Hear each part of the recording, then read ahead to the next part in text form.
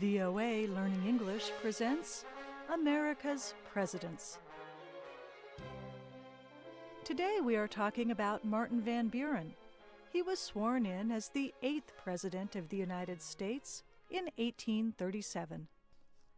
Van Buren had already been working for the White House for several years.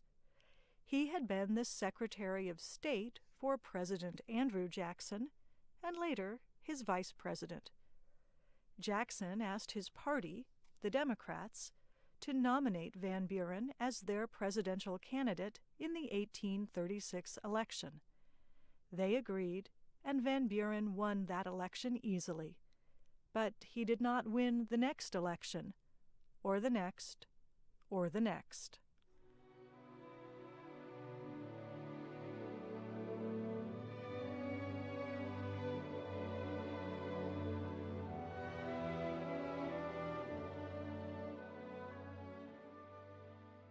In his inaugural speech in 1837, Van Buren noted that he was the first U.S. president to be born after the American Revolution.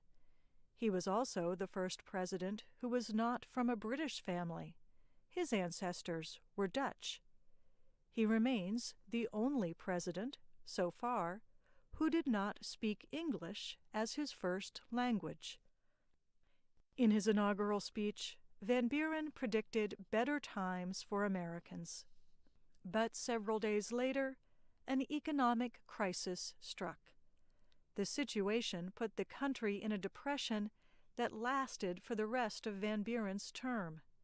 It was one reason the president's opponents called him Martin Van Ruin. The depression was not Van Buren's only problem. He also faced a dispute with Britain related to the border between the U.S. and Canada.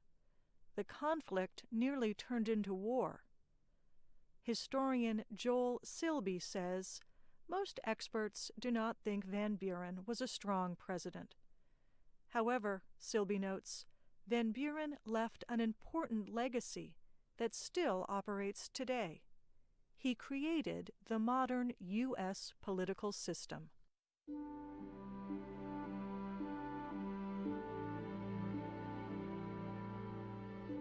Van Buren's political education began early. His father was a farmer and operated a hotel at a small town in New York State.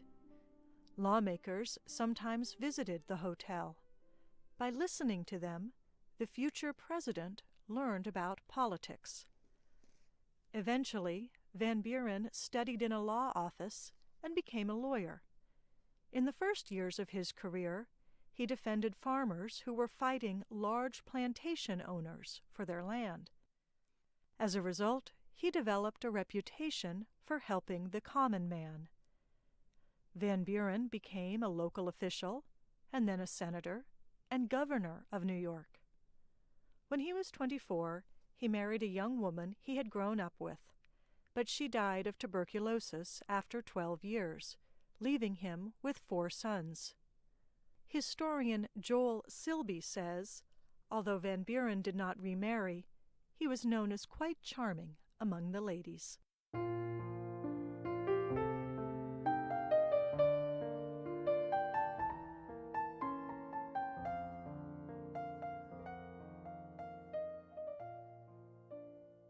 Van Buren had a gift for politics, that is, developing relationships and forming alliances. Historian Joel Silby says, most people who knew Van Buren liked him. He seemed warm and friendly. He tried to keep his work-related life and social activities separate. It was not unusual to see him exchange handshakes, smiles, and jokes with men who were his political enemies. His ability to make friends became a powerful tool. Before Van Buren, even lawmakers from the same political party operated independently.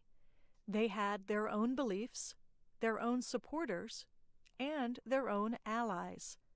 Van Buren brought them together. First, he identified people who followed the ideas of Thomas Jefferson, support for independent farmers and states' rights. The group had become known as the Democratic Party, although it was in many ways different from the Democratic Party of today. Van Buren organized meetings for Democrats to talk about their political beliefs. He persuaded them to support the same policies, at that time the policies of Andrew Jackson. Sometimes Van Buren helped people who supported Jackson's policies. He gave them government jobs. Van Buren also used a series of meetings to choose one presidential candidate for the party. If this process seems clear-cut, it was not at the time. During the election of 1824, for example, a single party had 4 separate candidates for president, one for each part of the country.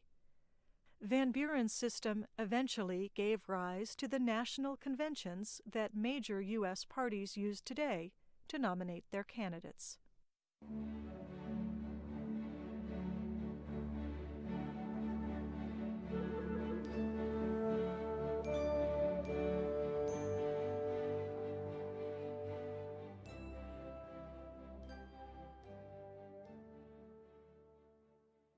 Van Buren also helped create the modern political campaign. In the 1820s, he saw that many state constitutions were lifting some of their voting restrictions. As a result, states were giving more white males the right to vote. Women, and most African American men, were still largely prohibited from voting. Historian Joel Silby says, Van Buren wanted to bring the new voters into the Democratic Party. He decided to improve on the methods that other, smaller groups had used: campaign events, speeches, and organized efforts to bring people to vote on Election Day. Silby explains that these efforts to persuade and energize voters were new to national politics. Now they are some of the major features of political campaigns.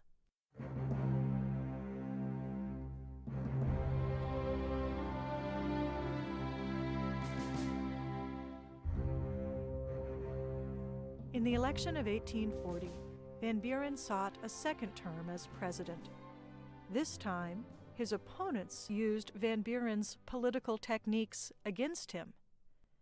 Silby says the new opposition party, called the Whigs, used popular speeches and events to portray Van Buren as a failed president. Crowds shouted, "Matty Van is a used-up man." In other words, he no longer had any power or effect in government.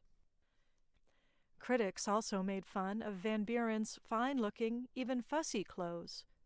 They portrayed him as a rich, elite candidate. They compared him unfavorably to their candidate, a military hero named William Henry Harrison. Yet it was Van Buren who had come from a poor family, and Harrison from a wealthy one. Even so, Van Buren lost the election of 1840. 4 years later, Van Buren again sought the presidency. This time, even Andrew Jackson did not support him. Instead, Jackson backed a man who supported the seizure of Texas and expanding slavery, James Polk. But Van Buren did not permit those defeats to stop his political career. He ran again in the presidential election of 1848. This time, Van Buren withdrew from the Democratic Party he had helped build. He ran instead as the candidate of a new anti-slavery party called the Free Soilers. But even Van Buren's political skills could not persuade voters. He did not win a single state. After losing this final presidential election, Van Buren finally retired. He spent time with his children and grandchildren, traveled, and wrote about his life. At 79, he died of heart failure. I'm Kelly Jean Kelly.